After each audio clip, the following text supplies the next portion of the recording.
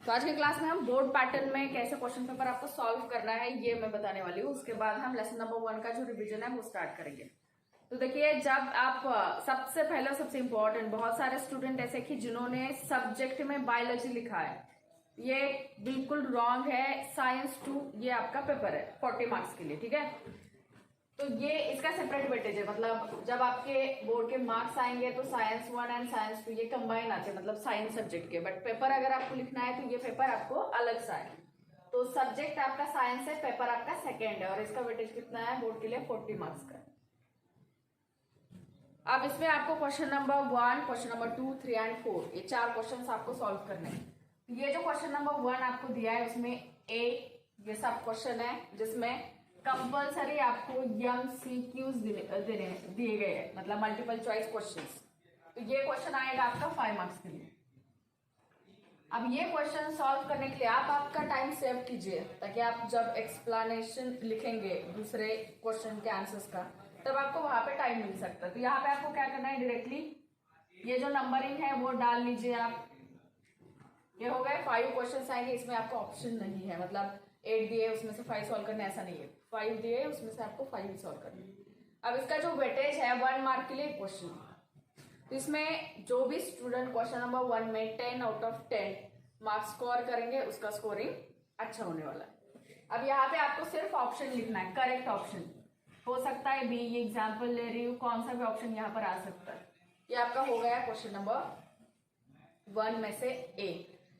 अब यहाँ पे इनकेस अगर आपको लगता है कि ये जो क्वेश्चन आपने आंसर लिखा है ये गलत है ऑप्शन, और आपको क्या करना है, फिर से उसको लिखना है, तो आप डायरेक्टली इसको कट तो कीजिए पूरा, और नीचे यहाँ पर आप फिर से एक बार फर्स्ट डाल के आप बी डाल सकते हैं। तो कभी कभी आपका कंफ्यूजन रहता है कि यहाँ पे बी भी करेक्ट लगता है या फिर आपको सी भी करेक्ट लग रहा है। तो दो अगर ऑप्शन आपको करेक्ट लग रहे हैं तो आप क्या करते हैं, सीधा थोड़ा सा इसको ऐसे कुछ तो कट करने की कोशिश करेंगे और इसी के आगे आप यहाँ पर दूसरा ऑप्शन लिखेंगे। तो ये गलत है, ये यहाँ पर अगर आपने इसको अच्छे से इरेज नहीं किया है तो यही आपका ऑप्शन करेक्ट माना जाएगा फर्स्ट अटेम्प्ट, ठीक है। तो ये करेक्ट हो या फिर रॉन्ग, तो ऐसा मत कीजिए। अगर आपको कॉन्फिडेंट, एक तो आप नंबर डाल के रखिए, जिसपे आपको डाउट है वो आप बाद में सॉल्व कीजिए, बट यहाँ पर ऐसे इरेज करके ओवरराइट करके कुछ तो करने की कोशिश मत करो। ये हो गया क्वेश्चन नंबर 1 का ए। वैसे ही क्वेश्चन नंबर 1 बी आएगा, तो आप सिर्फ यहाँ पर इतना ही डालिए, कहाँ पर भी आपको क्वेश्चन लिखने की जरूरत नहीं है, क्वेश्चन मत लिखिए। अब ये जो क्वेश्चन बी है वो भी 5 मार्क्स के लिए है, 1 क्वेश्चन कह रहे 1 मार्क। अब इसमें क्या आ सकता है, जिसमें आ सकता है ऑड वन आउट, या फिर फाइंड द कोरिलेशन आ सकता है, या फिर ट्रू फॉल्स आ सकता है, या फिर आपको डिफाइन द टर्म्स आ सकते हैं। ऐसे आपको यहाँ पर कितने क्वेश्चन सॉल्व करने हैं, 5 क्वेश्चन सॉल्व करने हैं। तो मैंने बहुत बार आपको, मतलब ये जो अभी एग्जाम में मैंने क्वेश्चन दिया था तो बहुत सिंपल क्वेश्चन पूछा था कि स्पायरो वगैरह का जो रिप्रोडक्शन है वो कौन से टाइप का है। तो वहां पे सेक्सुअल एंड सेक्सुअल बोथ ये लिखने की जरूरत ही नहीं थी। हमने जो कुछ भी मेथड्स यहाँ पर स्टडी किए थे तो आपको याद होगा उस लेसन में asexual reproduction in multi cellular organisms, इस हेडिंग के यहाँ पे आपको एक मेथड दी गई है, वो मेथड है फ्रैगमेंटेशन। टेक्स्ट बुक में उसका डायग्राम भी है, एग्जाम्पल भी स्पायरो वगैरह का ही बताया, और इसमें एग्जाम्पल में स्पायरो वगैरह दिया। तो आपको इंटरनेट से सर्च करने की या फिर अपना खुद का दिमाग लगाने की जरूरत ही नहीं है। Asexual reproduction method fragmentation, simple है ना। तो ऐसे क्वेश्चंस आप सॉल्व कीजिए। तो ये इस टाइप के क्वेश्चन आएंगे क्वेश्चन नंबर 1 बी में। अब ये हो गया 10 मार्क का क्वेश्चन। अब ये क्वेश्चन जिस पेज पे जहां पर खत्म हो जाएगा वो पेज आपको पूरा ब्लैंक रखना है, नीचे का पार्ट। मतलब इनकेस अगर इसमें से एक भी क्वेश्चन आपका नेक्स्ट पेज पे जाता है तो वहां पर कुछ मत लिखिए, वो एज इट इज पूरा पेज आपको ब्लैंक रखना है। आपका जो क्वेश्चन नंबर 2 होगा वो आप न्यू पेज पे स्टार्ट करेंगे। अब ये फिक्स पैटर्न है। क्वेश्चन नंबर 2 ए में क्या आएगा, तो इसमें कंपल्सरी गिव रीजंस आएंगे, तो उसमें से आपको सिर्फ 2 गिव रीजन सॉल्व करने हैं। तो इसका जो नंबर है पे ऑप्शन दिए, अगर 4 वहां पर दिए हैं तो आप अगर 3rd नंबर का सॉल्व कर रहे हैं तो यहाँ पे 3 लिखिए, ठीक है। ये गलत नहीं करना है क्योंकि आप कहां पर भी क्वेश्चन नहीं लिख रहे, सिर्फ क्वेश्चन का नंबर और डायरेक्टली इसका आंसर। तो ये आप अटेम्प्ट करेंगे तो एक क्वेश्चन आपका 2 मार्क्स के लिए। आपने इस बार बहुत कम लिखा है, आंसर जो लिखे वो बहुत कम लिखे, बहुत ही कम। तो एटलीस्ट 2 मार्क्स के लिए 3 to 4 पॉइंट्स तो आप मेंशन कीजिए। पैराग्राफ मत लिखिए, आप पॉइंट वाइज क्वेश्चन के आंसर्स लिखिए। जब कभी आपका बोर्ड का पेपर चेक होता है तो हर मतलब चेक करते समय रीड तो करना ही पड़ता है, बट ये जो इम्प्रेशन है, प्रेजेंटेशन आप जैसे करते हैं तो उसकी वजह से आपको अच्छे मार्क्स आ सकते हैं। तो यहाँ पर क्या लिखना है, पॉइंट वाइज लिखना है। 2 मार्क्स के लिए 3 to 4 पॉइंट्स आपको वहां पर मेंशन करने हैं। ये हो गया क्वेश्चन नंबर 2A। कितने मार्क्स के लिए, एक क्वेश्चन 2 मार्क्स के लिए, यानी कि 4 मार्क्स हो गए। वैसे यहाँ पर क्वेश्चन नंबर 2B भी आएगा, इसमें आंसर द फॉलोइंग है, बट यहाँ पर इसका जो वेटेज है वो कितना है, 6 मार्क्स के लिए आपको 3 क्वेश्चंस यहाँ पर सॉल्व करने हैं। आपको 5 दिए होंगे, उसमें से 3 आप अटेम्प्ट करेंगे। पहले ही डिसाइड करो कि आपको कौन से क्वेश्चन का आंसर प्रॉपर लिखने के लिए आने वाला है, वही क्वेश्चंस आप डायरेक्टली वहां पर अटेम्प्ट कर सकते हैं। बाद में एक क्वेश्चन आपने लिखा है, 2 सेंटेंसेस आ रहे, बाद में लग रहा है कि नहीं ये नहीं लिखना चाहिए था और आगे लिख रहे हैं, तो उसमें टाइम भी जाता है आपका। तो पहले ही डिसाइड करो, क्वेश्चन देखिए कौन से क्वेश्चंस आपको अटेम्प्ट करने हैं, वही क्वेश्चन आप अटेम्प्ट करेंगे। यहाँ पर भी वेटेज कितना है, एक क्वेश्चन 2 मार्क्स के लिए, तो वैसे 3 to 4 पॉइंट्स आप यहाँ पर मेंशन कीजिए। इसके बाद ये जहां पर खत्म हो जाएगा तो न्यू पेज पे आपका जाने वाला है क्वेश्चन नंबर 3। अब क्वेश्चन नंबर 3 पेपर का सबसे लेंथी क्वेश्चन है। इसका वेटेज अगर आप देखते हैं तो वो वेटेज है 15 मार्क्स के लिए। इतना लंबा क्वेश्चन कौन सा भी नहीं है, क्वेश्चन नंबर 3। अब मोस्टली ये जो क्वेश्चन नंबर 3 आता है, इसमें आपको 8 क्वेश्चन दिए होंगे, आपको उसमें से अटेम्प्ट करने एनी 5। ये बहुत मतलब अगर आप अच्छे से पढ़ाई करेंगे तो बहुत इजी क्वेश्चन है, क्योंकि ये मोस्टली डायग्राम बेस्ड क्वेश्चन है। इस पे जो कुछ भी क्वेश्चंस आपको पूछे जाएंगे वो क्वेश्चंस कैसे हैं, डायग्राम के बेसिस पे आते हैं। आप अगर साइंस 2 का बुक ओपन करके देखेंगे तो बायोलॉजी उसमें और इन्वायरमेंटल से रिलेटेड, मतलब इन्वायरमेंटल स्टडीज से रिलेटेड कुछ लेसन्स दिए गए, तो उसमें बहुत ज्यादा डायग्रामेटिक रिप्रेजेंटेशन आ सकता है। तो ये जो कुछ भी दिया होगा तो ये किस पे होगा, मोस्टली डायग्राम बेस्ड होगा। तो इसमें फॉर एग्जांपल हम ले सकते हैं डिजास्टर मैनेजमेंट, जो आपका लास्ट लेसन है, उसमें डिजास्टर्स की इमेजेस दिखाए, आपने देखा होगा वो लेसन। उसमें दिखाया कि फ्लड की कंडीशन है, या रेलवे ट्रैक पे पूरा पानी हो गया, पुल वहां से टूटा है, बह गया, या फिर स्नेक बाइटिंग, ये भी एक डिजास्टर है, फॉरेस्ट फायर डिजास्टर है। तो आपको वो इमेज दी होगी और उस इमेज को आपको क्या करना है, आइडेंटिफाई करना है कि ये कौन से टाइप का डिजास्टर है, और उसी के बेसिस पे आपको और 2 क्वेश्चंस पूछे होंगे कि इस टाइप के डिजास्टर में कैसे लॉसेस होते हैं, या फिर आपके सराउंडिंग में अगर ऐसा डिजास्टर हुआ तो उस टाइम पे आपका रोल क्या होगा। ठीक है, तो ऐसे कुछ क्वेश्चंस आपको दिए जाएंगे इस क्वेश्चन नंबर 3 में। या फिर अभी जो दिया था मैंने कि एक एग्जाम्पल दिया था बैट का डायग्राम इमेज, और उसको आइडेंटिफाई करके उसका क्लास कौन सा ये बताइए और उसके कैरेक्टरिस्टिक्स लिखिए। तो इस टाइप के क्वेश्चंस आपको इस क्वेश्चन नंबर 3 में आएंगे। 5 क्वेश्चंस आपको यहाँ पर सॉल्व करने हैं। जो मैंने यहाँ पर आपको पैराग्राफ दिया था, ऐसा पैराग्राफ आ सकता है, वो हो सकता है टेक्स्ट बुक का एज इट इज हो, या फिर हो सकता है कि आपको उसके बेसिस पे और एक नया कुछ तो बना के दिया होगा।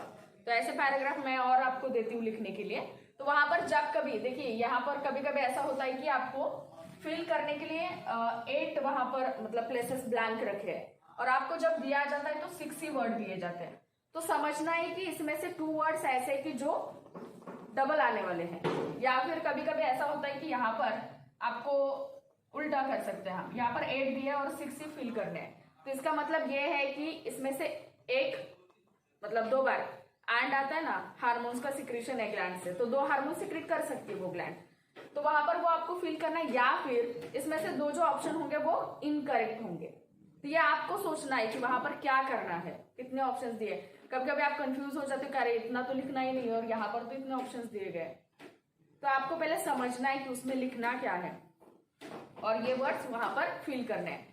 जब आपको वर्ड फिल करने हैं तो आपको पूरा पैराग्राफ लिखना है, सिर्फ आप फर्स्ट डालेंगे, वहां पर नंबरिंग तो किया नहीं है कि फर्स्ट नंबर पे आप कौन सा वर्ड लिखेंगे, सेकंड नंबर पे आप कौन सा वर्ड लिखोगे, ऐसा तो दिया नहीं है।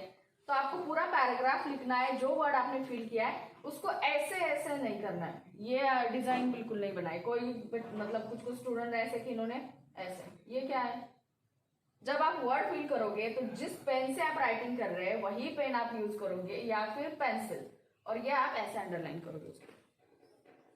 तो जो पैराग्राफ आप लिखोगे वहां पर आपको ये ऐसे सॉल्व करना है। तो ये हो गया क्वेश्चन नंबर 3, जिसमें से आपको 5 क्वेश्चन जो है वो क्या करने हैं, अटेम्प्ट करने हैं आउट ऑफ 8। तो इसके बाद मैं आपको लेसन का वेटेज भी बता दूंगी कि कौन सा लेसन कितने मार्क्स के लिए है। अब ये क्वेश्चन जहां पर कंप्लीट हो जाएगा वो पेज ब्लैंक रहेगा और नेक्स्ट पेज पे आएगा आपका क्वेश्चन नंबर 4। ये क्वेश्चन आपको 5 मार्क्स के लिए दिया गया है, जिसमें आपको 2 क्वेश्चन दिए जाएंगे, उसमें से एक क्वेश्चन आपको सॉल्व करना है। अब देखिए ये 5 मार्क्स के लिए क्वेश्चन है, तो कभी ऐसा नहीं आता है, मोस्टली तो नहीं आता है कि एक ही क्वेश्चन में आपको उसका एक्सप्लेनेशन इतना लेंदी है कि 5 मार्क के लिए दिया जाएगा। आपको उसको डिवाइड करके दिया जाता है। जैसे कि कभी कभी ऐसा बताया जाएगा कि फ्लावर की डायग्राम दी जाएगी और ABC उसको लेबल किया जाएगा।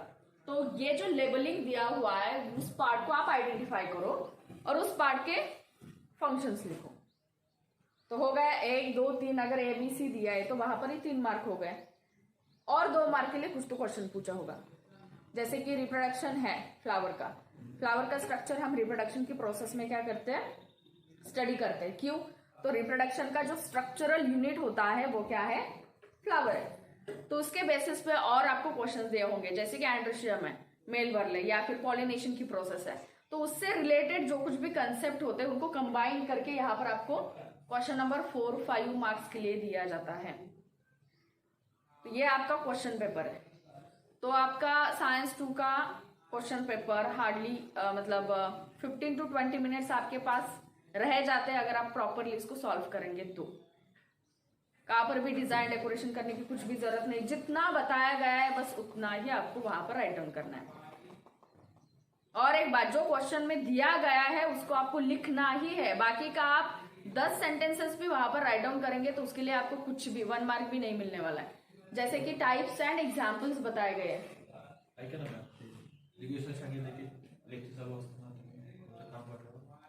तिन्ही क्लास आहेत तुला छोटे क्लास आहेत ए सगळ्यांनी फिंगर सगळ्याच फिंगर लक्ष द्या, थोड़ा 2 मिनट। हाँ, तो जो क्वेश्चंस आपको दिए जाएंगे तो उसमें अगर फॉर एग्जांपल दिया गया है कि write down the types and examples, तो वहां पर आपको टाइप्स भी लिखने हैं और एग्जाम्पल वहां पे मस्ट है। अगर वहां पर दिया है कि राइट डाउन एग्जाम्पल्स तो आपको वहां पर मेंशन करना पड़ेगा ना, तब जाके आपको मार्क्स मिलेंगे। आपने भले ही उसको कितना भी उस टाइप को एक्सप्लेन किया और एंड पे आपने एग्जाम्पल ही नहीं लिखा है तो उसके लिए मार्क्स नहीं मिलने वाले आपको। तो जो मेंशन किया गया है उसको आप सॉल्व करने की कोशिश कीजिए पहले, और सिस्टमेटिक वे से अगर आप पेपर सॉल्व करते हैं तो ये बहुत इजी और स्कोर करने वाला सब्जेक्ट है। 40 आउट ऑफ 40 आप इसमें ला सकते इजीली। बस कंसेप्ट आपको समझने हैं और उसको अच्छे से प्रेजेंट करना है वहां पे, ठीक है। तो इसके बाद जितने भी आपके पेपर होने वाले हैं वो सब साइंस 2 के इसी फॉर्मेट से होंगे, चाहे वो आपकी FLT हो, चाहे वो आपका बोर्ड पैटर्न टेस्ट हो, या फिर आपकी और कौन सी एग्जाम हो। जो कुछ भी आपको दिया जाएगा सेम इसी फॉर्मेट से आने वाला है, ठीक है। ये समझ में आया सबको? मुझे नेक्स्ट पेपर जब आप सॉल्व करोगे तो किसी के भी पेपर में मुझे एक्स्ट्रा कुछ लिखा हुआ या जो बताया गया है उससे कम लिखा हुआ दिखना नहीं चाहिए। समझ में आया? ये पैटर्न है, ये ध्यान में रखिए। मोस्टली साइंस 1 जो है जिसमें फिजिक्स केमिस्ट्री कंबाइन है, तो ये साइंस 1 का भी पैटर्न आपका ऐसा ही रहेगा। उसमें डायग्राम या नहीं, उसमें रिएक्शंस आएंगे, वो आपको वो प्रैक्टिस से समझ में आएगा कि उसमें क्या आने वाला है। बस जो पैटर्न रहेगा साइंस 1 का 40 मार्क्स का वो भी ऐसा ही रहने वाला है, ठीक है। इसमें कुछ डाउट है किसी को समझ में आई है कैसे सॉल्व करना है? नेक्स्ट टाइम ध्यान में रखिए 100% आपका 1.5 आवर में पेपर कंप्लीट हो सकता है। डायग्राम पेंसिल से ड्रॉ कीजिए, पेन से डायग्राम मत ड्रॉ कीजिए। अब बताइए, अगर आपने फ्लावर का स्ट्रक्चर आपको ड्रॉ करने के लिए बताया है और यहाँ पर ये देखिए कौन सा भी अगर शेप आप ड्रॉ करेंगे, मतलब फ्लावर का स्ट्रक्चर आपको ड्रॉ करना है, ये वो हो रही है, ठीक है। तो ये लाइन जो आपकी जाएगी ऊपर वो स्ट्रेट ही जानी चाहिए ना, या फिर आप सेपल्स दिखाते हैं, ये सेपल्स ऐसे ही है, छोटा सा ही। आप हिबिस्कस का फ्लावर लाके देख सकते हैं सेपल्स कितने छोटे होते हैं उसके।